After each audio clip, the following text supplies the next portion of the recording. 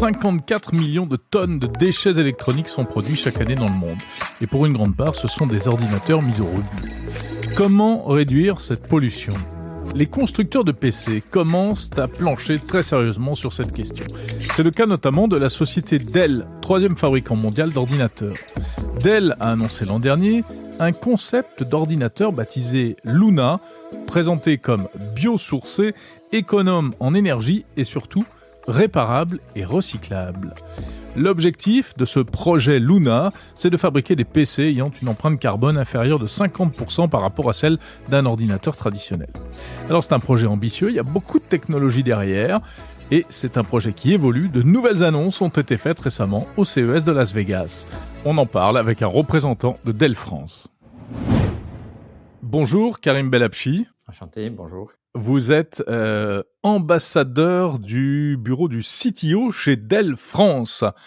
Bon, alors c'est un vrai, on sent que c'est un vrai défi là que vous vous êtes fixé chez Dell avec ce projet Luna.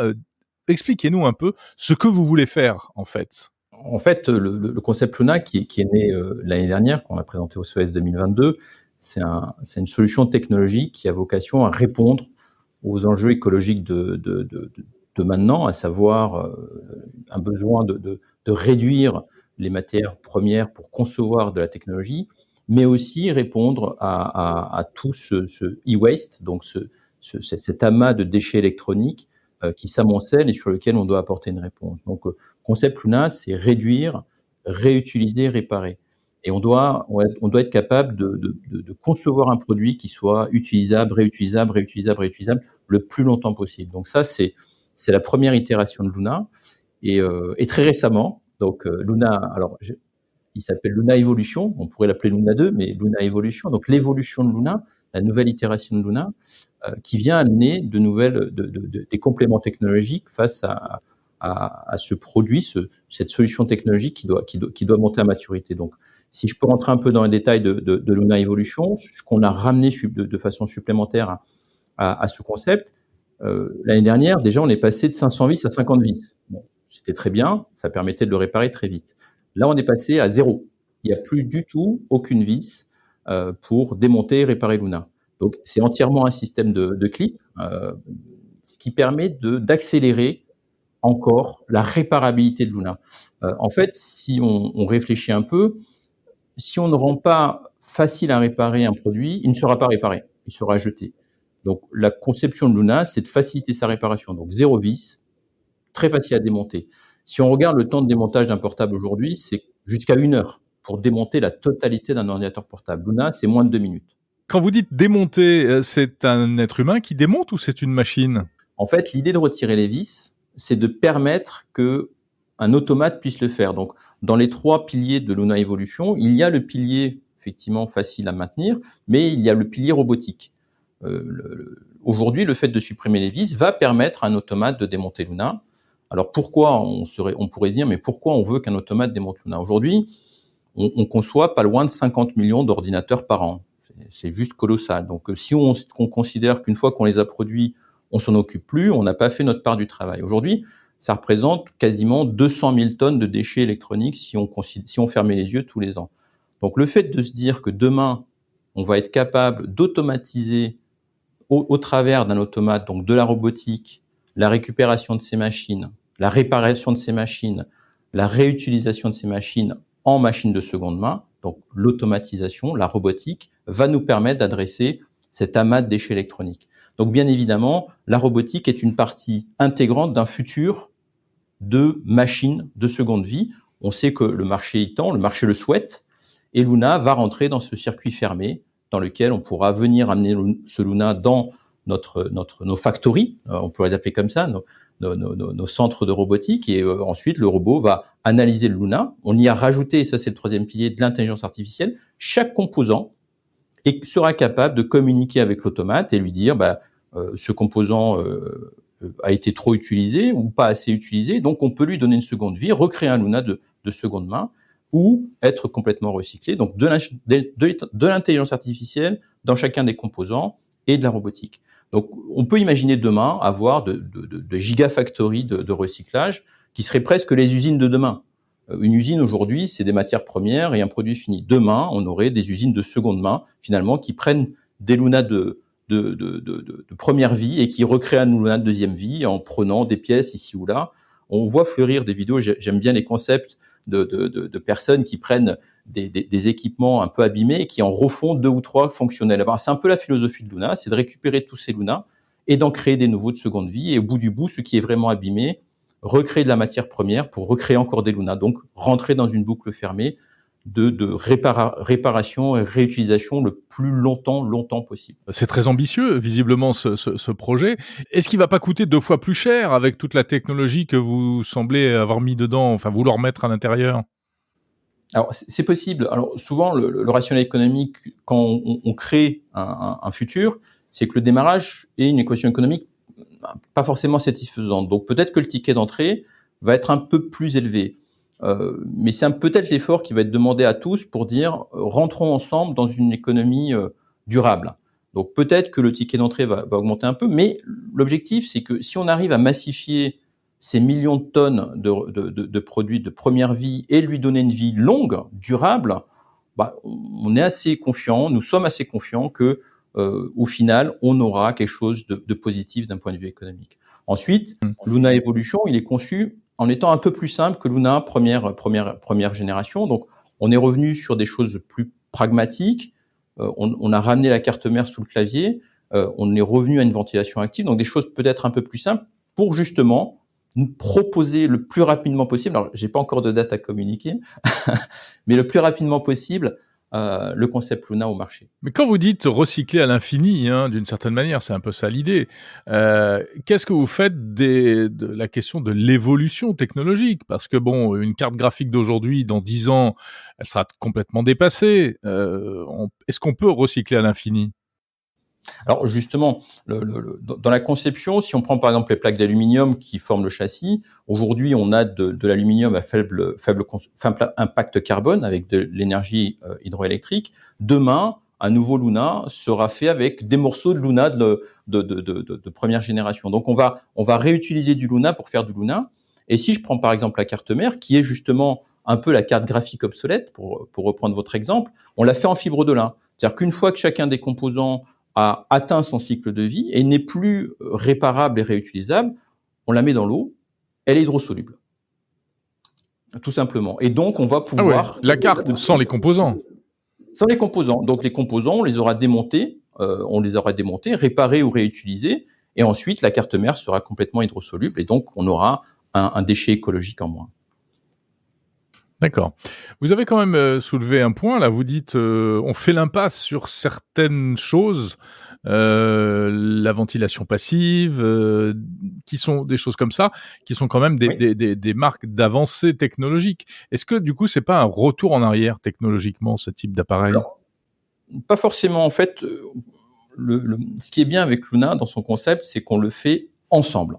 C'est-à-dire que Dell fait une proposition, c'est le Luna 1, et ensuite on discute avec le marché, et puis le marché nous dit il faudrait peut-être un peu plus de connectivité, un peu plus de performance, un peu plus de ceci et de cela, et donc on écoute, et donc on est arrivé à une nouvelle itération. Mais c'est pas parce qu'aujourd'hui on a une itération 2, et Luna Evolution, que Luna 1 va pas sortir. Sauf que pour sortir Luna 1, donc une solution passive avec une technologie de carte mère derrière l'écran, il nous faudra encore un peu de R&D, donc un peu plus loin. Mais on va bien avoir des différentes itérations de Luna, peut-être un Luna très performant avec cette ventilation active, un Luna peut-être un peu moins performant, ou avec une technologie qui n'est pas encore disponible aujourd'hui, mais qui peut-être en 2025, 2026, sans m'engager bien évidemment, pourrait être disponible et produire un Luna de première technologie. Alors, la promesse également, c'est de faire non seulement un ordinateur plus facile à réparer, mais également un ordinateur qui soit mieux sourcé, c'est-à-dire avec des produits et des matières premières qui ont un impact moins lourd sur l'environnement. Comment est-ce que vous faites ça? En fait, on a réduit les composants au strict minimum. On est parti d'une feuille blanche, et si on regarde Luna, on est revenu à des composants primaires. Une batterie, une paire d'enceintes, un système électrique, une carte mère, et puis la dalle de l'écran. Et on a enfermé ça dans 2 plaques d'aluminium. On est revenu vraiment au basique. Il n'y a plus de visserie, il n'y a plus de nappe, il n'y a plus de composants exotiques. Et finalement, en ramenant ça à du presque très simplifié, on réduit quasiment de 50% de la production carbone de l'ensemble. Et après, ensuite, on va en plus utiliser de l'énergie hydroélectrique, de l'énergie à faible carbone pour produire nos plaques d'aluminium, nos composants, etc., etc. Ce qui fait qu'au final, là où aujourd'hui on a un poids carbone sur un poste de travail de l'ordre de 350 kg carbone CO2, on va en avoir 150 sur un Luna. Donc deux fois et demi inférieur. C'est extrêmement structurant d'avoir en copie de départ un produit qui en conception a un poids carbone extrêmement faible. Karim Belabchi, une question un peu naïve. Vous êtes constructeur informatique, Dell. Votre raison d'être, c'est de vendre des machines, toujours plus de machines, des machines neuves. Comment est-ce que un concept comme Luna peut s'inscrire dans votre modèle économique ? Si vous ne faites plus que du recyclage, est-ce que votre entreprise tournera toujours sur ses deux jambes ? Aujourd'hui, il ne s'agit pas d'arrêter de produire des systèmes informatiques, il s'agit de les produire différemment. Donc on aura des usines de production d'équipements de seconde vie, donc les Luna avec leur itération, Luna 1, Luna 2, dans leur cycle de vie, donc Luna première main, Luna deuxième vie, Luna troisième vie, etc. Et après peut-être, et là c'est là où je m'aventure un peu, mais c'est un business model qui est intéressant, c'est finalement le principe un petit peu de la consigne. Moi quand j'étais jeune, ma maman me donnait des bouteilles en verre et puis j'allais les ramener, puis on me donnait un franc, alors désolé ça trahit mon âge, et ensuite, mais ça me motivait à le ramener. Si on réfléchit à Luna finalement, et qu'on motive de nous ramener Luna, parce qu'en fait, aujourd'hui, on a un taux de retour qui est de l'ordre de 10%. C'est-à-dire qu'aujourd'hui, les gens ne nous ramènent pas les équipements, donc on n'arrive pas à les retraiter. Mais si demain, on arrive à motiver un peu le principe du loyer, c'est-à-dire que n'achetez plus une machine, louez-la, et donc un business économique de location, ramenez-nous Luna, et nous, on va en faire quelque chose. On va refaire un Luna de deuxième vie, de deuxième main, ou d'autres Luna, et finalement rentrer dans un nouveau modèle économique qui est, au lieu de créer et recréer, on va recréer à partir du premier modèle et le deuxième modèle, etc. Et donc, on va créer un nouveau modèle de vente et qui fait du sens. On le voit dans le monde de l'automobile, il est en train de naître, même si aujourd'hui, le monde de l'automobile va pas encore assez loin dans recréer une voiture à partir d'une voiture, mais j'y crois beaucoup, nous y croyons beaucoup, mais en tout cas, nous, le modèle économique qu'on souhaiterait, c'est un peu la consigne avec Luna. Ramenez-nous Luna, repartez avec un Luna de deuxième vie peut-être, mais rentrer dans ce circuit fermé de recréer à partir de nos Luna de première vie. Finalement, produire à partir de nos déchets et arrêter de produire des déchets finalement. Alors ce qui est intéressant en plus, c'est que c'est pas du low-tech. Vous faites ça avec véritablement des technologies de très haut niveau. Vous avez parlé de composants qui peuvent être reconnus par les robots. Je crois qu'il y a une utilisation de la data également. On est au top de la techno là. Exactement. En fait, chaque composant, même la petite paire d'enceintes qui est au fond du panier, a de l'intelligence artificielle embarquée. Donc, chaque composant aura sa propre intelligence artificielle et pourra communiquer, alors, soit avec un humain, pour pouvoir faire de la panne prédictive, dire, globalement, ces composants sont en train de vieillir et donc, il faut penser à les remplacer, soit avec un automate qui, quand il va recevoir un Luna, va faire un diagnostic très rapide et dire, en changeant ce composant, je peux tout de suite remettre un Luna en circulation. Ouais, juste quand vous dites il y a de l'intelligence artificielle dans les haut-parleurs ou dans je sais pas quoi, on a du mal à comprendre parce que l'intelligence artificielle c'est du software quoi. Comment vous faites ? C'est du firmware, c'est-à-dire qu'on va mettre du software embarqué dans chaque composant, comme aujourd'hui on peut avoir un peu dans Tesla. C'est-à-dire aujourd'hui, si on prend un modèle Tesla, il y a de l'intelligence artificielle dans le bas niveau, donc c'est du firmware s'il est un peu technique, et donc on va mettre dans chaque composant un firmware, donc une petite intelligence, une petite mémoire, dans lequel il y aura sa propre intelligence qui pourra diagnostiquer en temps réel le cycle de vie, le nombre d'usages, le nombre d'heures utilisées, les défauts potentiels, et donc pouvoir communiquer en centrale, soit à l'automate, soit à l'humain qui va gérer sa flotte informatique, le vieillissement, l'usure, etc. Et en fait, si on veut motiver la réparabilité, il faut à la fois que ce soit simple, d'où le fait qu'il n'y ait plus de visserie, et que le diagnostic soit rapide. Donc, quoi de plus rapide qu'un composant qui sait dire à l'humain ou à l'automate, moi je vais pas bien ou moi je vais bien. D'après vous, dans quel sens va l'industrie ? Est-ce que vous pensez vraiment que tout le monde est sur la même longueur d'onde aujourd'hui ? Quel est l'écho rencontré par votre projet Luna ? L'écho est juste colossal, et d'où Luna Evolution. On a un très très fort engouement du marché, on a des colloques très réguliers avec les grandes entreprises, que ce soit des grands ministères, des marchés publics ou des grandes entreprises privées. Il y a vraiment une volonté d'aller dans ce sens-là, d'un cycle de vie long mais maîtrisé. Il ne s'agit pas simplement de dire je vais faire vieillir plus longtemps mes équipements, mais les réutiliser, avoir des machines de seconde main, pas forcément des neuves, etc., etc. Donc, il y a bien une volonté d'y aller. Et il y a un vrai soutien du marché, d'où Luna Evolution. Luna Evolution, finalement, c'est pour ça on est revenu aussi sur des choses un peu plus habituelles pour accélérer la mise en place de Luna et la commercialisation de Luna. Alors, en effet, on pourrait se dire, mais d'autres ont essayé, est-ce que ça va pas être complexe?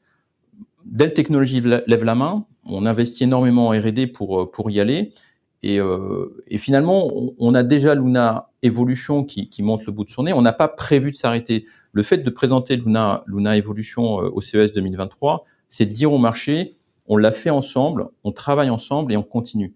Alors, au moment où on présente Luna Evolution, bien évidemment, on réfléchit déjà après, mais l'engouement du marché est vraiment présent. Il y a vraiment une volonté, nous sommes vraiment attendus. Merci beaucoup, Karim Belabchi. Je rappelle que vous êtes CTO ambassador chez Dell France.